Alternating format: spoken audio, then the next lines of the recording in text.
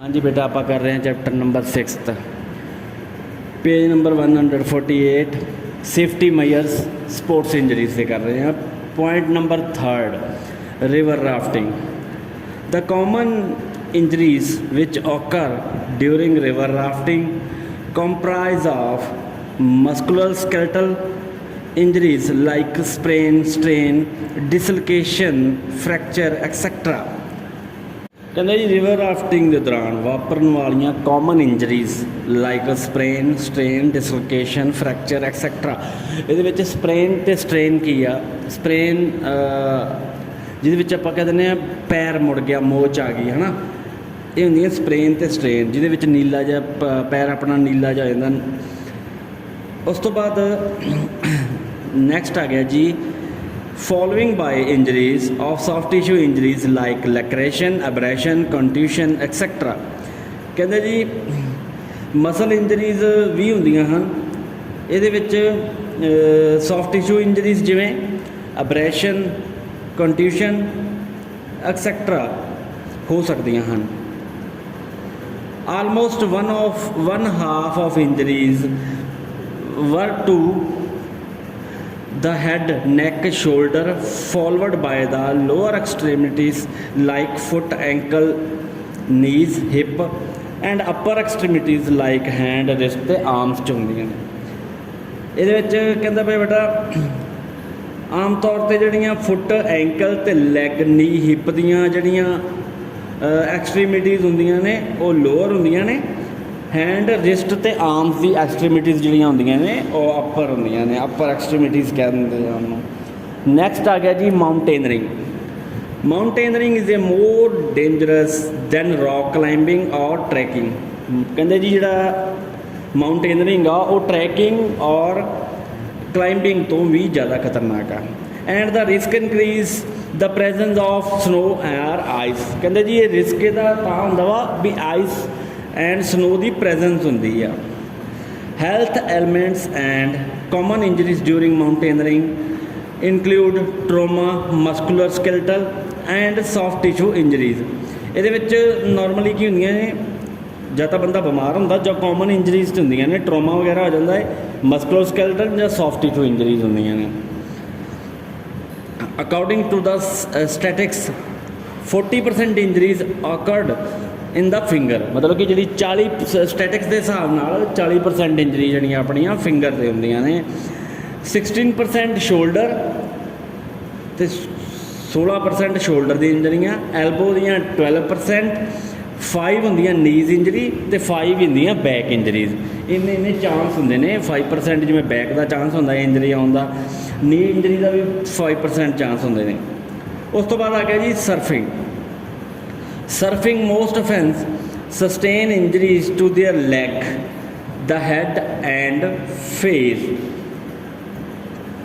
ਕਹਿੰਦੇ ਸਰਫਿੰਗ ਅਕਸਰ ਉਹਨਾਂ ਦੀਆਂ ਲੈਗਸ, ਹੈਡ ਅਤੇ ਫੇਸ ਐਂਡ ਬੈਕ, ਸ਼ੋਲਡਰ ਅਤੇ ਆਰਮਸ 'ਤੇ ਇੰਜਰੀਜ਼ ਜ਼ਿਆਦਾਤਰ ਹੁੰਦੀਆਂ। ਜ਼ਿਆਦਾਤਰ ਇੰਜਰੀਜ਼ ਆਪਣੀਆਂ ਲੱਤਾਂ 'ਤੇ ਹੋ ਸਕਦੀਆਂ, ਸਿਰ 'ਤੇ, ਫੇਸ 'ਤੇ, ਬੈਕ 'ਤੇ, ਸ਼ੋਲਡਰ 'ਤੇ ਅਤੇ ਆਰਮਸ 'ਤੇ ਜ਼ਿਆਦਾ ਇੰਜਰੀਜ਼ ਹੁੰਦੀਆਂ ਹਨ। The main cause of injury is contact with the surfer on board or sometime else board। ਕਹਿੰਦਾ ਜੀ ਮੇਨ ਇਹਦਾ ਜਿਹੜਾ ਕਾਰਨ ਹੈਗਾ ਤਾਂ ਇੰਜਰੀਜ਼ ਹੋਣ ਦਾ, ਉਹ ਕਾਰਨ ਕੀ ਆ? ਪਹਿਲਾ ਕਾਰਨ ਇਹ ਆ ਵੀ ਆਪਣੇ ਬੋਰਡ, ਜਿਹੜੇ ਬੋਰਡ ਦੇ ਉੱਪਰ ਉਹ ਸਰਫ ਕਰ ਰਿਹਾ ਵਾ ਉਹਦੇ ਉੱਤੇ ਉਹਦੇ ਨਾਲ ਵੱਜ ਕੇ ਉਹਦੇ ਕੰਟੈਕਟ 'ਚ ਆਉਣ ਨਾਲ ਇੰਜਰੀਜ਼ ਹੋ ਜਾਂਦੀ ਹੈ, ਅਤੇ ਜਾਂ ਫਿਰ ਕਿਸੇ ਹੋਰ ਦੇ ਬੋਰਡ ਨਾਲ ਲੱਗ ਕੇ ਇੰਜਰੀਜ਼ ਹੋ ਜਾਂਦੀਆਂ ਨੇ।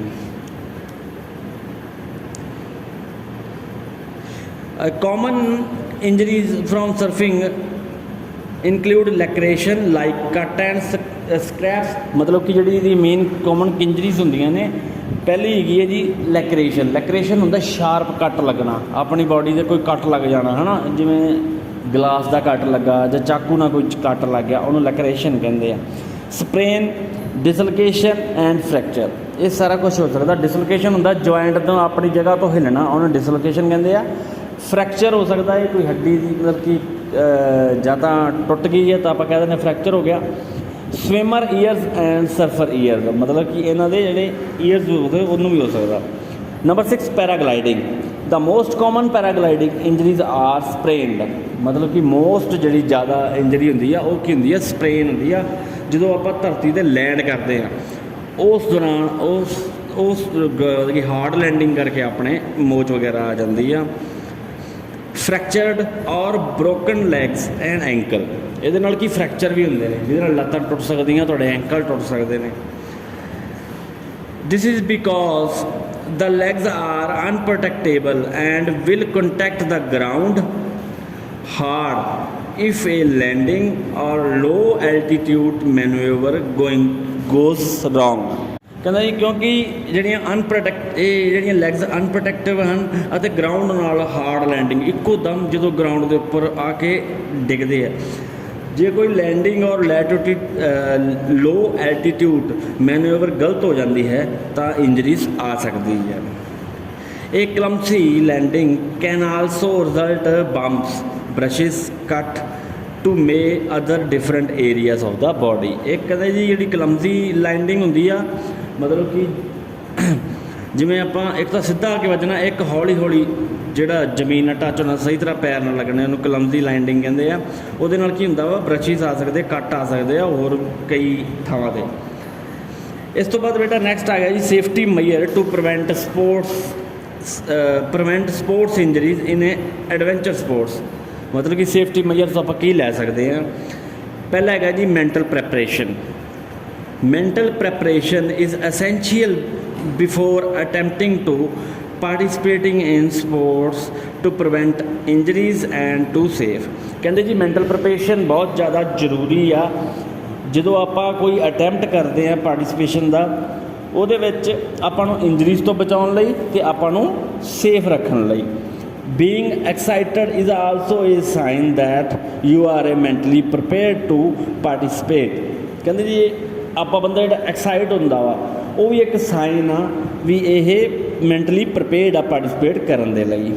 And individual should not participate in sport due to peer pressure. ਕਈ ਕੀ ਇੰਡੀਵਿਜੂਅਲਸ ਹੁੰਦੇ ਆ ਜਿਨ੍ਹਾਂ ਦੇ ਗਰੁੱਪ ਦਾ ਪ੍ਰੈਸ਼ਰ ਹੁੰਦਾ ਵਾ, ਮਤਲਬ ਕਿ ਜਿਹੜੇ ਦੇ ਸਾਥੀ ਆ ਉਹਨਾਂ ਦਾ ਪ੍ਰੈਸ਼ਰ ਹੁੰਦਾ, ਉਹਦੇ ਕਰਕੇ ਨਹੀਂ ਪਾਰਟੀਸਪੇਟ ਕਰ ਸਕਦੇ। One should only participate if one is feeling confident and sure. ਕੁਝ ਲੋਕ ਤਾਂ ਪਾਰਟੀਸਪੇਟ ਕਰਦੇ ਆ ਕਿਉਂਕਿ ਉਹਨਾਂ ਨੂੰ ਲੱਗਦਾ ਅਸੀਂ ਕੌਨਫੀਡੈਂਟ ਆ ਅਤੇ ਆਪਣੇ ਆਪ ਨੂੰ ਸ਼ੋਰ ਸਮਝਦੇ ਆ। ਨੰਬਰ 2 ਹੈਗਾ ਜੀ ਹੈਲਥ ਕੰਸਰਨਸ।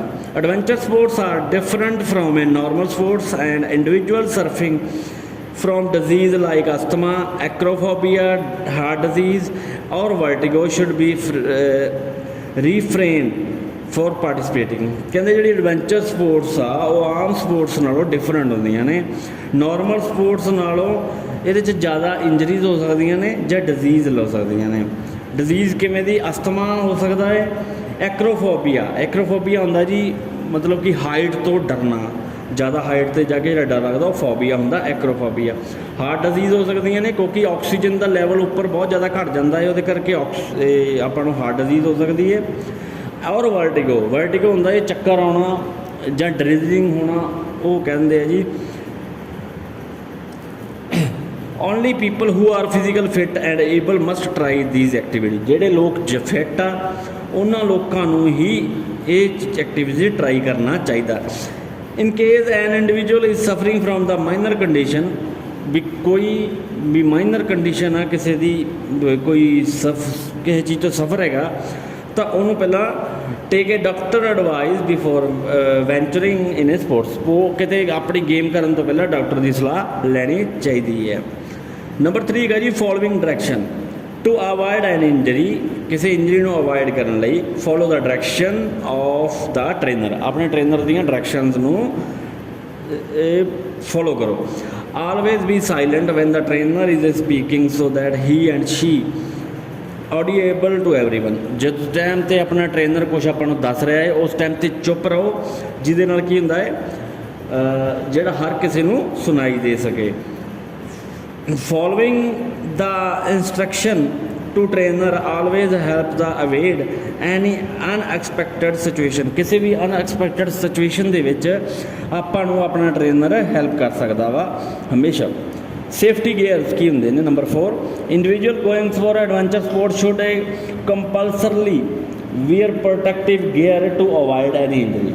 ਜਿਹੜੇ ਪ੍ਰੋਟੈਕਟਿਵ ਗੇਅਰਸ ਹੁੰਦੇ ਆ ਮਤਲਬ ਕਿ ਜਿਨ੍ਹਾਂ ਨੇ ਆਪਾਂ ਨੂੰ ਬਚਾਉਣਾ ਵਾ ਆਪਣੀ ਇੰਜਰੀਜ਼ ਤੋਂ ਬਚਾਉਣਾ ਵਾ ਉਹ ਆਪਾਂ ਨੂੰ ਜ਼ਰੂਰ ਕੈਰੀ ਕਰਨੇ ਚਾਹੀਦੇ ਨੇ ਪਾਉਣੇ ਚਾਹੀਦੇ ਨੇ। should fall and result in a injury to various body part like hand, elbow, knees। ਕਹਿੰਦੇ ਜੀ ਇਹਦੇ ਨਾਲ ਕੀ ਹੁੰਦਾ ਇਹਦੇ ਰਿਜ਼ਲਟ ਨਾਲ ਇੰਜਰੀਜ਼ ਆ ਸਕਦੀ ਆਪਣੇ ਕਈ ਆਪਣੀ ਬੋਡੀ ਪਾਰਟ 'ਤੇ ਜਿਵੇਂ ਆਪਣੇ ਹੈਂਡਸ, ਐਲਬੋ ਅਤੇ ਨੀ ਹੋ ਗਏ। Protective gear usually includes A helmet and suitable padding specially around the wrist, ਨੀ ਐਂਡ ਐਲਬੋ ਏਰੀਆਜ਼।